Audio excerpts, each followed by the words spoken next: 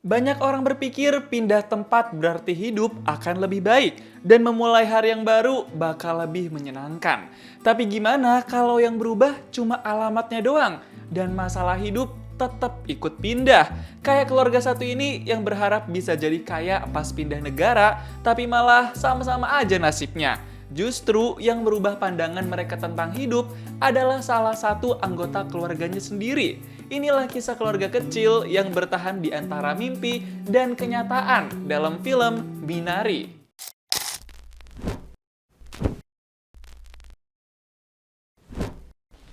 Ayah muda satu ini namanya Jacob, diperanin sama Steven Yeun, tapi kita panggil aja Pak Jacob. Dia nih kepala rumah tangga buat satu orang istri dan dua orang anak.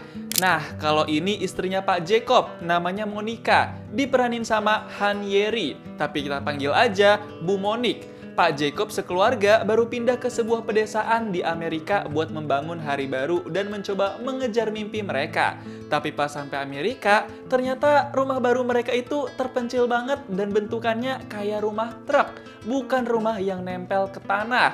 Bu Monik sampai kebingungan tuh, kok Pak Jacob beli rumah yang kayak gini sih di Amerika? Apalagi pas udah masuk ke dalam, Bu Monik gak bisa berkata-kata. Terlalu shock dia sama rumah itu. Si bocil ini namanya David. Dia anak cowoknya Pak Jacob sama Bu Monik. Kalau ini anak ceweknya, namanya Anne. Mereka langsung pada beresin dan tata barang-barang pindahannya tuh di rumah itu. Besoknya Pak Jacob sama Bu Monik mulai kerja di tempat peternakan. Mereka kerja bareng di tempat itu. Kebetulan juga tempat kerja itu nggak jauh dari rumah mereka. Untungnya di tempat kerja itu juga ada beberapa orang yang dari Korea. Jadi adaptasinya nggak susah-susah amat deh. Pak Jacob sama Bu Monik tuh kerja sambil ngebawa dua anaknya juga. Karena mereka nggak punya pengasuh di rumah. Jadi ribet banget kan tuh kerjanya. Pulang kerja hari itu, Bu Monik ngomong ke Pak Jacob kalau lebih baik mereka cari pengasuh anak atau pindah ke kota supaya gampang dapat pengasuh. Daripada harus ribet bawa-bawa ke tempat kerja. 거기로 이사 가면 한국 할머니들 중 한 분이 애들 봐주실 수 있을 거야. 큰 쇼핑몰도 있고 좋은 학교도 있고 사람들도 모여 살고. Tapi Pak Jacob bilang kalau keluarganya nggak butuh pengasuh anak. Yang khawatir emang cuma Bu Monik doang nih kelihatannya. Malamnya pas ada peringatan tornado di daerahnya, Pak Jacob sekeluarga langsung pada panik. Mereka was-was banget, takut rumahnya kebawa tornado dan nggak aman. Tapi Pak Jacob malah bilang kalau Bu Monik sama anak-anak nggak harus sekhawatir itu. Bisa santai aja. Pas dengar itu, Bu Monik langsung marah sama Pak Jacob karena ngerasa Pak Jacob kayak nggak mikirin keluarga banget. Dan gara-gara itu, Pak Jacob sama Bu Monik jadi ribut besar. Mereka saling adu argumen dan emosi, sama-sama menyalahkan satu sama lain. Sampai akhirnya, mereka ngomongin soal keputusan mereka buat memulai hari baru di Amerika. 새로 시작한다고 그랬잖아. 이게 그거야. Duh, kok jadi begini ya? Besoknya, Bu Monik bilang ke anak-anak kalau mereka nggak akan pindah ke tempat lain. Mereka bakal tetap tinggal di rumah itu. Tapi nanti bakal ada nenek, alias ibunya Bu Monik yang bakal tinggal bareng buat jagain David sama Anne. Hari itu juga, Bu Monik langsung beres-beres kamar karena nanti si nenek bakal datang. Jadi dia persiapkan semuanya supaya aman. Di hari itu juga, Bu Monik ngeliat Pak Jacob baru beli traktor. Pak Jacob pengen mulai berkebun. Dia sampai seniat itu beli traktor yang gede dan harganya mahal. Hari itu juga Pak Jacob langsung coba traktornya buat berkebun. Dan di kebun itu juga ada Bu Monik sama anak-anak. Kelihatannya seneng-seneng banget tuh mereka. Besoknya si nenek udah datang ke rumah Pak Jacob sama Bu Monik. Nenek kelihatan seneng banget tuh bisa ketemu sama Bu Monik dan cucu-cucunya. Bu Monik seneng banget bisa ketemu nenek. Dia kelihatan kangen banget karena emang udah lama gak ketemu si nenek. Habis itu, Bu Monik langsung bantu si nenek buat beresin barang-barang. Bu Monik seneng banget dibawain beberapa makanan dari Korea. Bu Monik sampai terharu karena si nenek baik banget. Bikin Bu Monik jadi nostalgia. Gak cuma itu, bahkan si nenek juga kasih uang buat Bu Monik. Terharu banget gak sih? 이거는 내가 너한테 준 거니까 받아둬. 아니야, 엄마 아니야. 받아둬. 아니야, 엄마 아니야. 내가 엄마한테 용돈을 줘야지. 나 이제 일해요. 얼른 넣어둬. Tapi karena dipaksa, jadi ya udah Bu Monik simpen aja deh duitnya. Si nenek kelihatan peka banget kalau Bu Monik keluarganya lagi pas-pasan. Kalau Bu Monik lagi sibuk sama si nenek, Pak Jacob lagi sibuk sama kebunnya. Dia semangat banget tanam benih perkebunan di lahannya. Dia sampai minta bantuan pekerja kebun gitu tuh. Malamnya si nenek jejelin David minuman khas Korea. Tapi David kelihatan gak suka gitu. Bahkan David sampai bilang neneknya gak usah kasih minuman itu lagi. Parah banget kan nih bocil? Besoknya pas Pak Jacob sama Bu Monik kerja di tempat peternakan, si nenek ajak main David sama Anne. Mereka kelihatan fokus banget buat main kartu. Bahkan pas siangnya, si nenek ngajak David sama Anne main ke hutan. Di situ nenek bilang kalau Minari bakal bisa tumbuh di genangan air hutan itu. Minari itu herba hijau aromatik yang sangat populer dalam masakan Korea. Dikenal juga sebagai seledri air. 그래서 할머니가 한국서 미나리 씨 갖고 왔다. 저기랑 저쪽에다 심으면 좋겠다. Si nenek bener-bener anak alam banget nih kelihatannya. Malamnya si nenek langsung bilang ke Pak Jacob buat tanam minari di hilir sungai hutan belakang rumah. Tapi Pak Jacob cuma bisa jawab kalau dia bakal mempertimbangkan. Jadi belum pengen banget tanam benih tumbuhan minari. Beberapa hari kemudian, Pak Jacob sekeluarga ibadah di gereja. Mereka sekalian kenalan sama jemaah gereja Kristen lainnya. Di situ ngerasa canggung banget mereka karena bukan orang Amerika. Besoknya pas hari kerja lagi, si nenek ngajak David bercanda. Tapi si David malah ngelawan gitu. Nih bocil gak suka banget sama si nenek kayaknya dah. Kenapa sih Cil?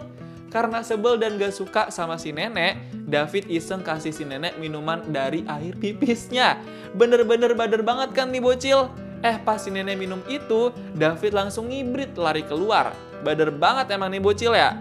Malamnya, David langsung dikasih hukuman sama Pak Jacob karena dia udah bader sama si nenek. Kocak banget emang nih bocil satu. Besoknya, Pak Jacob sibuk sama kebunnya yang masih baru tumbuh itu. Dia kelihatan bener-bener pengen seriusin kebunnya jadi menghasilkan uang nantinya. Bahkan saking capek dan pegelnya berkebun, badan Pak Jacob sampai sakit dan kaku tuh. Harus dibantuin lepas baju sama Bu Monik. Mandi malam aja, Pak Jacob harus dikeramasin sama Bu Monik, saking gak kuatnya angkat tangan. Beberapa minggu kemudian, kebun Pak Jacob udah makin subur. Daun-daun di kebun itu udah makin tumbuh. Bener-bener usaha Pak Jacob emang seniat dan seserius itu.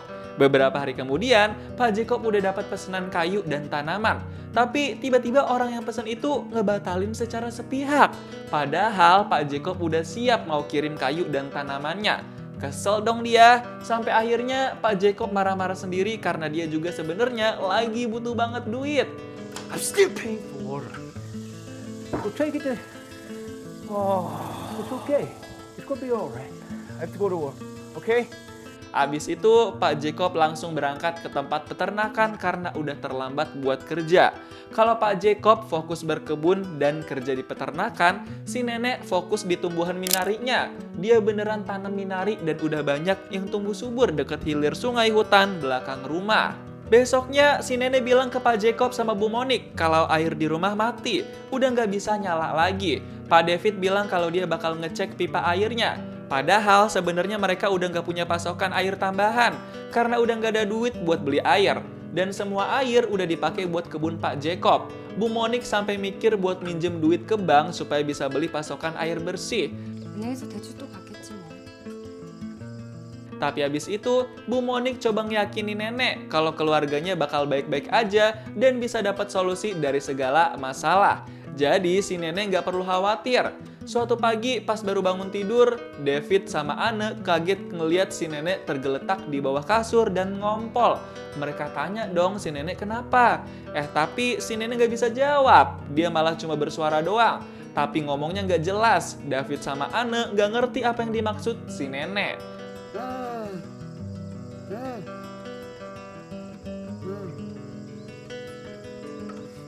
Hari itu, Bu Monik telepon ke rumah. Dia kabarin bakal pulang malam. Jadi, David sama Anne dibolehin buat main dan nginep di temen gereja. Karena diizinin dan punya kesempatan, jadinya mainlah David ke temen gereja waktu itu. Malam itu, David nginep di rumah teman gerejanya, sedangkan Anne nggak nginep di mana-mana.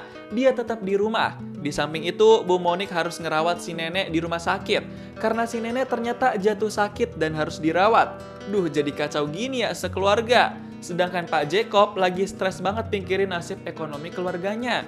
Dia bingung harus usaha sekeras apa lagi buat cari duit. Kepala rumah tangga emang berat banget ya kayaknya. Beberapa hari kemudian, pas si nenek udah balik ke rumah, dia masih belum stabil banget kondisinya. Kelihatannya si nenek sakit stroke karena nggak bisa banyak gerak dan nggak bisa ngomong. Kasian banget kan tiba-tiba gini. 엄마 잘못이야. 엄마가 애기 저기라서. 엄마, 할머니 괜찮을 거예요. Bu Monik malah salahin diri sendiri dong karena si nenek kena stroke ringan. Bu Monik ngerasa bersalah karena kurang kasih perhatian buat si nenek.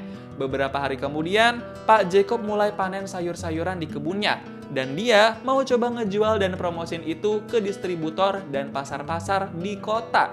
Pak Jacob berharap sayurannya itu banyak yang suka dan laku terjual. Tapi sebelum itu, Pak Jacob sama Bu Monik mau ngecek kondisi David dulu di rumah sakit. Soalnya David pernah ngeluh ada rasa sakit di badannya. Jadi mereka pengen tahu David sakit apa. Pas lagi nunggu hasil pemeriksaan dokter, tiba-tiba Bu Monik bilang dan ngajak Pak Jacob buat pindah ke kota. Bu Monik pesimis bisa sukses di pedesaan Amerika. Jadi Bu Monik lebih pengen balik ke kota karena ngerasa lebih aman dan stabil. 거기서 죽을 때까지 감별만 하게 될 거라고. 애들을 위해서라도 한 번 더 생각해 볼 수 있잖아. 애들도 한 번쯤 아빠가 뭔가 해내는 거 봐야 될 거 아니야. Tapi Pak Jacob kekeh kalau dia pengen ngeliat dirinya sukses lewat kebun sayur-sayuran itu. Pak Jacob bener-bener yakin bisa sukses dari hasil kebun itu. Sampai akhirnya Pak Jacob nyuruh Bu Monik buat pergi sendiri aja ke kota kalau menurut dia itu pilihan yang mau diambil. Pas hasil pemeriksaan keluar, dokter bilang kalau David baik-baik aja. Tapi emang lubang napasnya ke paru-paru agak sempit. Jadinya kadang sesek napas. Mereka lega tuh ngedenger David baik-baik aja. Habis dari rumah sakit, Pak Jacob langsung promosiin sayurannya ke toko-toko pasar. Dia bener-bener berharap ada yang mau beli dan jadi langganan. Pas nawarin ke toko pertama, kelihatannya pemilik toko tertarik dan mau beli sayuran dari Pak Jacob. Wih, lancar nih kayaknya. Tapi habis dari situ, Bu Monik masih kesel karena Pak Jacob kelihatan lebih pentingin kebun daripada anak dan keluarganya. Bu Monik akhirnya ngeluapin semua emosi dan unek-uneknya kalau dia udah hilang kepercayaan sama Pak Jacob. 내가 너무 지쳤어. 더 이상은 못하겠어. Malamnya, si nenek yang lagi stroke itu iseng bakar-bakar sampah di deket markas kebun. Dan saat itu, nggak sengaja sampah bakarnya jatuh ke bawah sampai kena ke halaman markas kebun. Pas pulang ke rumah, Pak Jacob sekeluarga langsung shock dong. Kok bisa kebakaran? Markas kebun sayurannya itu bener-bener udah gede banget apinya. Di markas itu ada banyak sayuran yang udah panen. Karena emang disimpannya di situ.